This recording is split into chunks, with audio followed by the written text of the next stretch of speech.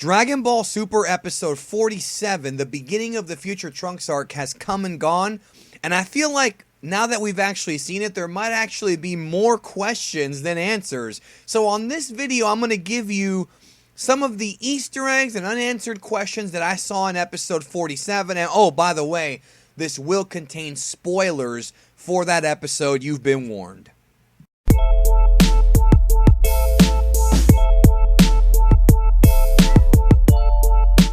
Right off the hop, Dragon Ball Super Episode 47 provided us a brand new opening animation, and there were questions I had here. Not just about how badass Trunks apparently looked, and Mai, but about this mysterious green-looking, Kai-looking character with white hair. Now, several weeks ago, there was an interview that was published with Toriyama and Toyotaro, and Toriyama talked about the possibility of having a SS White, a Super Saiyan White form, but said that he didn't really want to do it, and he wanted to go with blue instead, and then Toyotaro made a joke that it might clash with the next villain. And a lot of folks presumed that that meant the next villain would have white hair. When Black Goku was revealed as the next villain, we were like, well, maybe not. But this character, this mysterious character with a green face and, what a surprise, white hair, could this be the character they were referring to? And more evidence is constantly being stacked up that tells me that this is a Makaio Shin.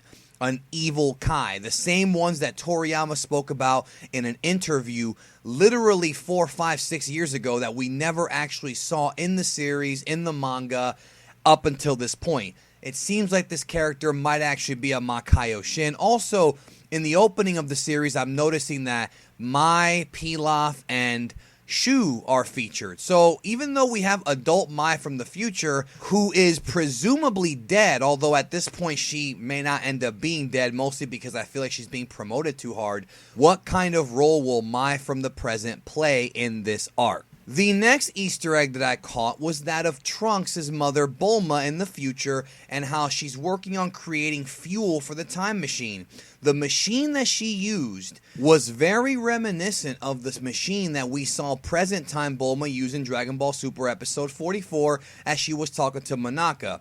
Could it be that present time Bulma's working on her own time machine, or perhaps the fuel kind of originated from this? Also, why did it take a year for them to get fuel for the time machine, and where did they get this fuel from? Lots of unanswered questions here. But one thing that Bulma stated is that his trip back would be a one-way trip. So could present time Bulma be the key to Trunks going back to the future if she can figure out how to replicate that fuel? Sounds like it to me. Another thing I picked up on in this episode is Trunks' lack of transforming. Some people have gone on record of saying they don't think Trunks can do it anymore. I don't think that's the case, but I find it very strange that even when Trunks challenged Black to a fight, he did not transform at all. I wonder why that could be. Then again, it could just be that Trunks was trying to be brave and didn't really think before he attacked Black. Another theory that I've seen pop up is the possibility of Black being a shapeshifter. We see Black in this shadowy silhouette form, and then soon after he transforms into the physical form which looks like Goku, and hence Goku Black. But the question is, what is Black's true form? Is it that of the green Makaio Shin looking character that we saw in the intro? Is that really who Black is? And is it possible that he can shift into whatever character is important or is important to Trunks or he knows about, like Goku? We really don't know. But I found it very interesting that Black and the silhouette that he was actually not just the dream sequence. He actually seems to be able to transform himself into that. Also, when you look at the intro to Dragon Ball Super, the brand new animation actually shows Black Goku, or Goku Black, doing what looks like a purple Kamehameha. And another thing is that we haven't seen any shots of Goku Black transforming. No hair changes, gold, blue, red, nothing. So is this creature just masquerading as Goku? What's really going on here? So many unanswered questions coming out of Dragon Ball Super Episode 47, and I really hope that they take time to actually explain things, and I hope that when future Trunks does make it back to the present, I hope he actually explains to the audience, aka Goku, Vegeta, and all of us, of course, what the hell is going on, where this evil creature came from, and how the hell are they going to stop it, because they're still talking about how strong the Omni King is. What is the Omni King's involvement in this arc? Why would they purposely write in a segment talking about the Omni King? It can't be an accident. So those are kind of the Easter eggs and the unanswered questions I picked up from Dragon Ball Super episode 47. Here's another fun Easter egg that you may not know about. Goku was picking lettuce in this episode.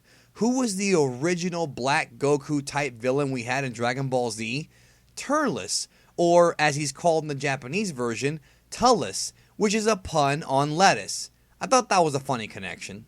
Of course, if you have any that you think I missed, definitely let me know down below. One more thing about Trunks' hair.